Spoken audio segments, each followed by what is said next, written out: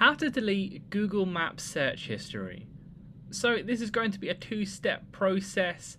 If you want to get rid of what you can see on screen just now, if you click the top right hand corner, you'll see all those past addresses. If you want to remove all of those ones, you're going to need to click the top left hand corner with the three little lines on the Google Maps app there.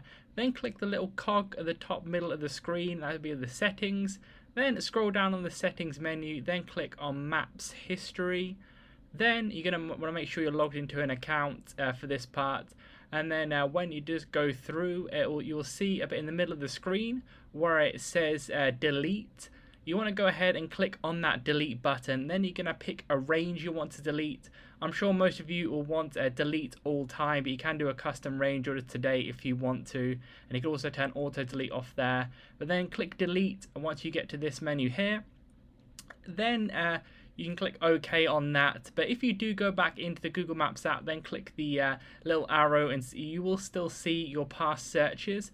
So the second step is going to be removing the Google Maps app from your device. So go ahead and delete the Google Maps app from your device, like so. Click remove app there, delete app, and then you need to go back onto the App Store, then download the Google Maps app again to make sure that the full process is completed. Unfortunately, you can't just do it just with one of them. So when you've gone ahead and gone into the App Store, downloaded Google Maps, all that will do, you want to load it back up again. You can click open in this menu here, or you can click on the Google Maps app icon on the home page of your iPhone. Then you should see it here. When you open Google Maps, you're going to do the same thing, then it should be none of the searches that are there. So leave a like on the video if that helped, and subscribe for more helpful videos.